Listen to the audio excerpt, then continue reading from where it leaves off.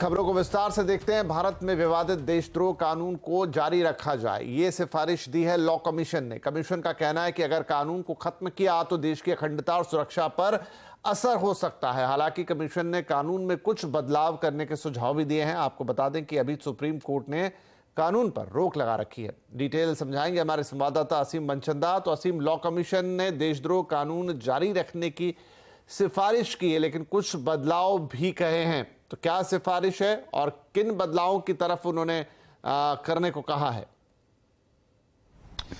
अभी बहुत सारे राज्य देशद्रोह कानून का दुरुपयोग कर रहे थे। इसको लेकर के सुप्रीम कोर्ट में बहुत सारी जनहित याचिकाएं भी दायर की गई थी। सुप्रीम कोर्ट ने इसके एप्लीकेशन के ऊपर रोक लगा दी थी। इतना ही नहीं, केंद्र सरकार से इसके ऊपर जवाब मांगा था। अब लॉ कमीशन ने अपनी रिपोर्ट केंद्र सरकार को सौंप दी है। लॉ कमीशन ने इस कानून को जारी रखने की सिफारिश की है। लॉ कमीशन के मुताबिक भारत की परिस्थितियों को देखते हुए इस कानून को निरस्त नहीं किया जा सकता। इससे भारत की सुरक्षा और अखंडता के ऊपर असर पड़ सकता है। अगर सरकार चाहती है तो को लेकर के गाइडलाइंस बना सकती है ताकि इसके दुरुपयोग को रोका जाए। इतना ही नहीं, लॉ कमीशन ने कई सारे इसमें बदलाव करने की मांग की है। लॉ कमीशन ने कहा है कि इसके अंदर आने वाली जो पनिशमेंट है उसको भी बढ़ा दिया जाए। अभी इसमें अधिकतम पनिशमेंट 3 साल की है और उसमें पेनल्टी लग सकती है, लेकिन लॉ कमीशन के मुताबिक इसको बढ़ा करके 7 साल की सजा करनी चाहिए या फिर आजीवन कारावास की सजा होनी चाहिए। अभी केंद्र सरकार ने लॉ कमीशन की सिफारिशें नहीं मानी है और सुप्रीम कोर्ट भी इस पूरे मामले की सुनवाई जुलाई के अंदर करेगा। जी, बहुत शुक्रिया असीम इस अपडेट के लिए। तो सुप्रीम जुलाई महीने में इसकी सुनवाई करेगा, लेकिन फिलहाल लॉ कमीशन ने कहा है और सिफारिश की है कि राजद्रोह के कानून को जारी रखा जाए। हालांकि कुछ बदलाव उन्होंने बताए हैं। इधर डब्ल्यूएफआई के पूर्व चीफ और पहलवानों के बीच टकराव का मामला नहीं थम रहा है। वहीं सहयोगी चैनल CNN न्यूज 18 ने बृजभूषण के खिलाफ दर्ज दोनों एफआईआर को हासिल किया है। इसमें 7 शिकायतकर्ताओं ने बृजभूषण सिंह के खिलाफ कड़ी शिकायतें की हैं। इसमें एक नाबालिग भी है। पीड़ितों ने आरोप लगाया है कि मना करने के बाद भी आरोपी ने उनके साथ जबरदस्ती की कोशिश की। इतना ही नहीं, आरोपी दूसरी लड़कियों के साथ भी बदसलूकी करता था। वहीं इस पूरे मामले के गरमाने के बाद बीजेपी आलाकमान भी बृजभूषण सिंह से नाराज बताया जा रहा है। हमें बीजेपी सूत्रों ने बताया कि बृजभूषण सिंह को लगातार मीडिया में बयान देने से आलाकमान नाराज है। पार्टी चाहती कि बृजभूषण सिंह फिलहाल फिजूल की बयानबाजी न करे। इस बीच अयोध्या में 5 जून को बृजभूषण सिंह की जो रैली होने वाली थी उसके लिए अयोध्या प्रशासन ने इजाजत नहीं दी है।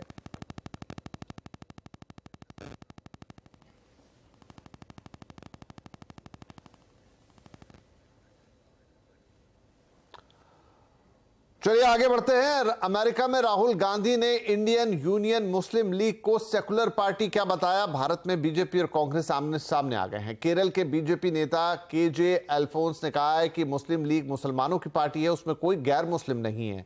आतंकवाद जैसे मुद्दों पर वो खामोश रहती है। वहीं कांग्रेस ने कहा है कि जनसंघ नेता श्यामा प्रसाद मुखर्जी, जिन्ना की मुस्लिम लीग के साथ गठबंधन उन्होंने किया था। वहीं बीजेपी नागपुर की नगर पालिका में इंडियन नेशनल मुस्लिम लीग के साथ थी।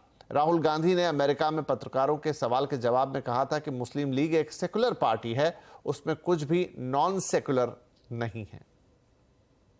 Muslim League is a completely secular party. Right. There's nothing non-secular about the Muslim League. Muslim League is a completely secular party. Right. There's nothing non-secular about the Muslim League.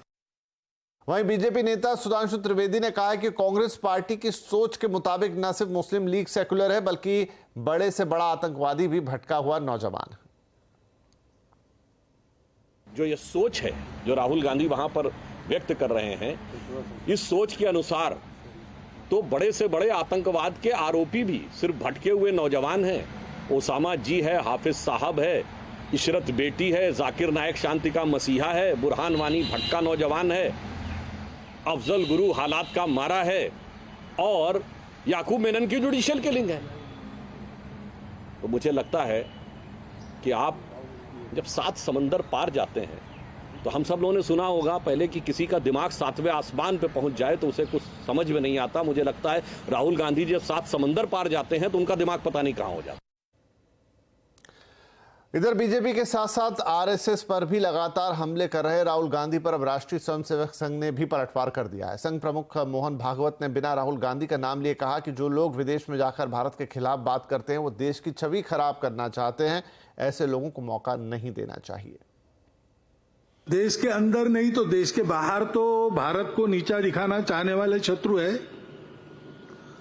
अपने स्वार्थ के लिए भारत को दबाए रखने वाले, आपस में झगड़ता लड़ता रखना चाहने वाले लोग हैं।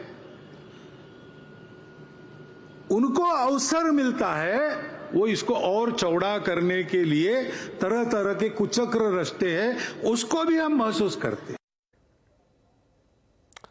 चलिए अब कुछ खबरें डोमेस्टिक फ्लाइट सेक्टर से। इस वक्त देश में डोमेस्टिक फ्लाइट्स इंटरनेशनल फ्लाइट से भी ज्यादा महंगी हो गई है और सरकार ने अब आसमान छूते किराए पर सख्ती के लिए एक समूह का गठन भी कर दिया है। इसके अलावा गोफर्स्ट के खाली रूट्स को सरकार बाकी एयरलाइंस को दे रही है। डिटेल्स के लिए हमारे साथ जुड़ गए हैं हमारे संवाददाता रोहन सिंह। तो रोहन, ये तो वाकई चौंकाने वाली भी बात है कि इंटरनेशनल फेयर से डोमेस्टिक फेयर महंगा हो चला है। क्या अब सरकार का इस पर एक्शन है?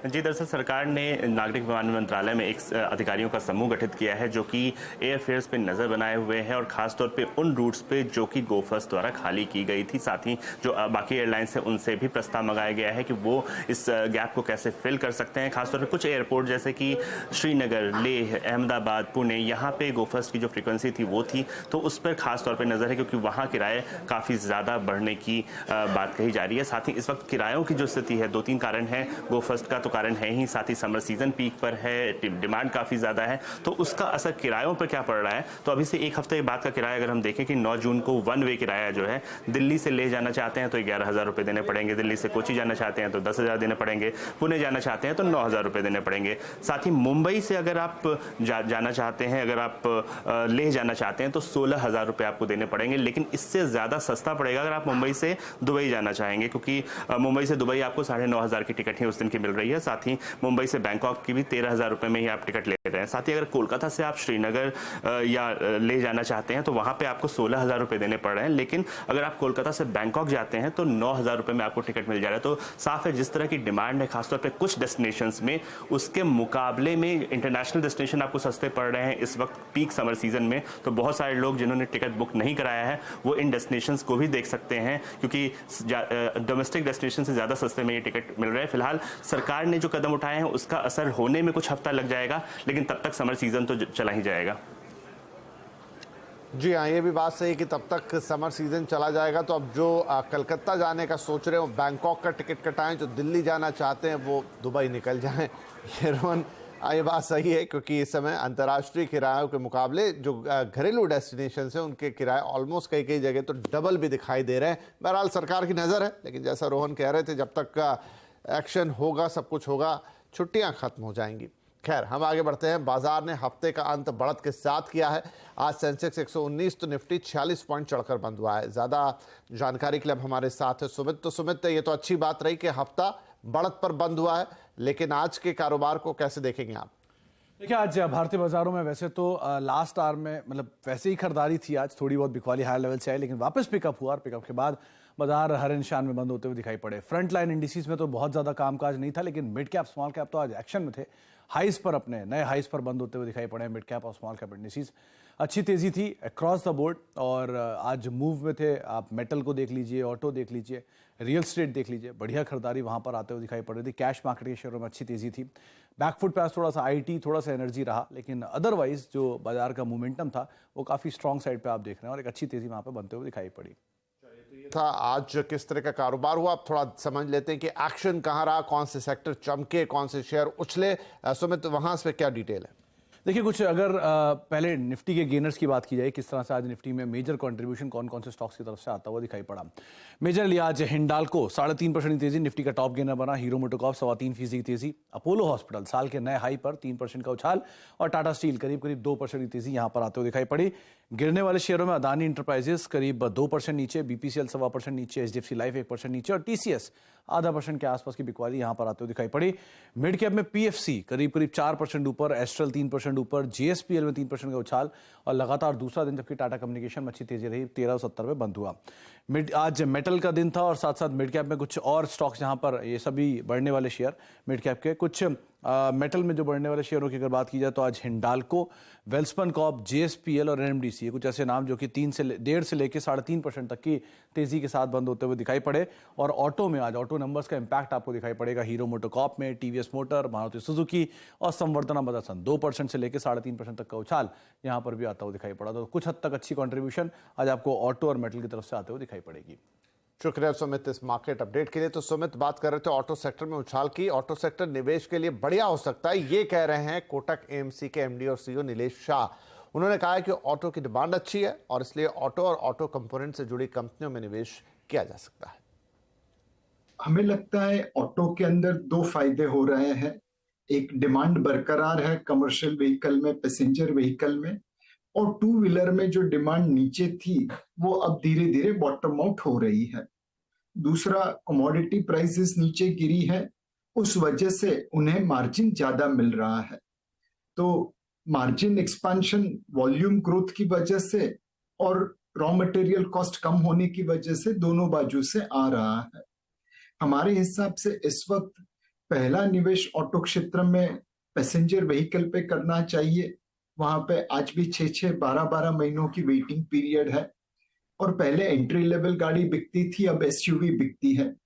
एंट्री लेवल गाड़ी पे आप 3 लाख की गाड़ी बेचेंगे 30,000 कमाएंगे, SUV में 30 लाख की गाड़ी बेचेंगे 3 लाख रुपए कमाएंगे। सो ये जो एक एक्सपांशन हो रहा है डिमांड का, उस वजह से पैसेंजर व्हीकल कंपनीज को फायदा रहेगा। दूसरी चीज, ऑटो कंपोनेंट्स को देखना चाहिए। बहुत सारी भारतीय कंपनी है जो लोकल मार्केट और ग्लोबल मार्केट दोनों में ऑपरेट कर रही है। ऑटो कंपोनेंट क्षेत्र में हमें लगता है कि ये लोकल प्लस ग्लोबल दोनों मिला के जो कंपनीज काम कर रही है उन्हें फायदा रहेगा। तीसरी चीज, आप टू व्हीलर स्पेस पे देख सकते हैं, स्पेशली वो कंपनी जिनकी एक्सपोर्ट्स मार्केट में ज्यादा प्रेजेंस है और जो इलेक्ट्रिक बाइक की तरफ भी प्रयास कर रहे हैं। तो इस हफ्ते मार्केट में जो करेक्शन देखने को मिला था ड्यूरिंग द वीक, आज तो बढ़त पे बंद हुआ, क्या वो हेल्दी करेक्शन है? क्या ये बाजार में निवेश के लिए सही वक्त है? आज आवाज अड्डा में इन कुछ बड़े सवालों पर होगी चर्चा। बाजार करेक्शन अच्छा है? आज का आवाज अड्डा 7:57।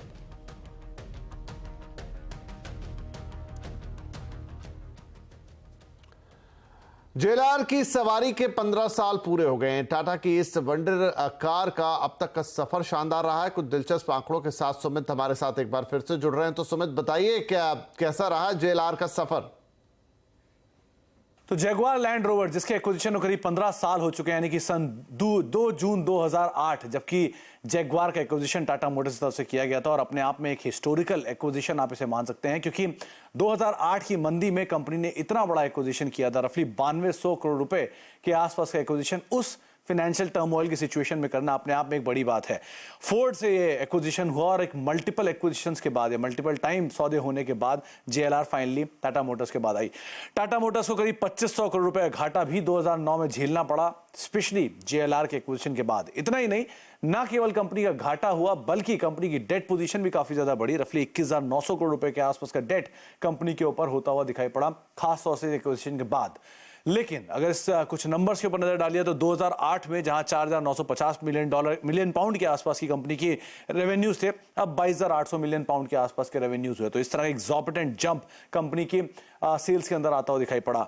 लॉस वाइज हालांकि 40 मिलियन पाउंड का लॉस तब भी था, 64 मिलियन पाउंड का लॉस आज भी है, लेकिन इस ड्यूरेशन में कंपनी ने कई बारी प्रॉफिट भी कमाए हैं।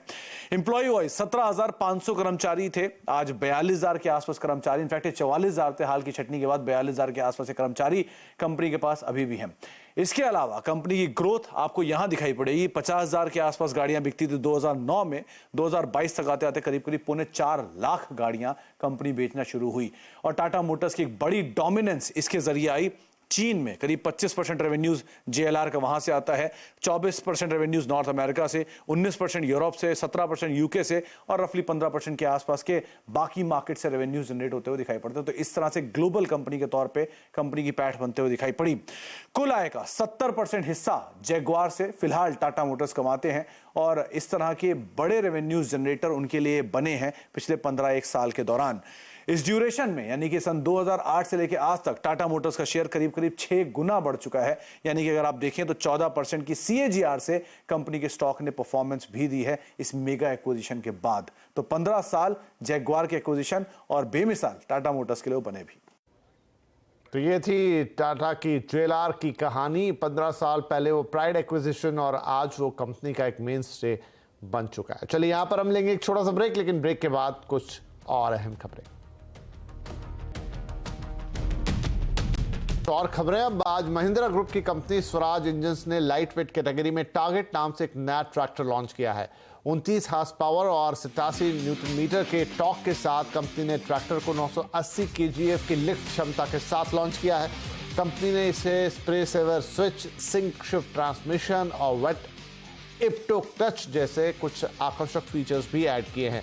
6 साल की वारंटी के साथ कंपनी ने ट्रैक्टर की कीमत रखी है 5,35,000 रुपए। ये जो सेगमेंट है ये फास्टेस्ट ग्रोइंग है और ओवरऑल लाइट वेट ट्रैक्टर भी ग्रो कर रहे हैं। तो हमें लग रहा है कि कुछ ही वर्षों में जो ये 50,000 पर ईयर की ट्रैक्टर की सेगमेंट है ये बढ़ के 75 या 80,000 ट्रैक्टर भी हो सकती है। तो हम लोग इसमें ये 2 प्रोडक्ट उतार रहे हैं, आगे जाके इसमें हम और कुछ प्रोडक्ट इनोवेशन भी लेके आएंगे। तो इसके मद्देनजर हमें लग रहा है कि हमें अच्छा मार्केट शेयर मिलना चाहिए।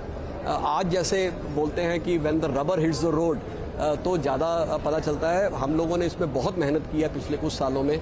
हमें लग रहा है कि वो मेहनत हमें फल देगी। इसके साथ हम काफ़ी market related on the ground activity करेंगे, अपना प्रोडक्ट को रैंप अप करेंगे। तो पहले हम कर्नाटका और महाराष्ट्र से शुरू कर रहे हैं और धीरे धीरे हम इसमें और स्टेट्स भी ऐड करेंगे। और बात कंज्यूमर अड्डा की, जहां पर जारी है हमारी खास सीरीज 12वीं के बाद करियर और कोर्स के चुनाव पर कंज्यूमर अड्डा की इस खास सीरीज में आज बात करेंगे साइंस स्ट्रीम की। तो देखिए साइंस में टॉप के कोर्सेज, कॉलेज और करियर के बारे में सार्थक चर्चा कंज्यूमर अड्डा में आज शाम 5:57 पर 12वीं के बाद साइंस के साथ।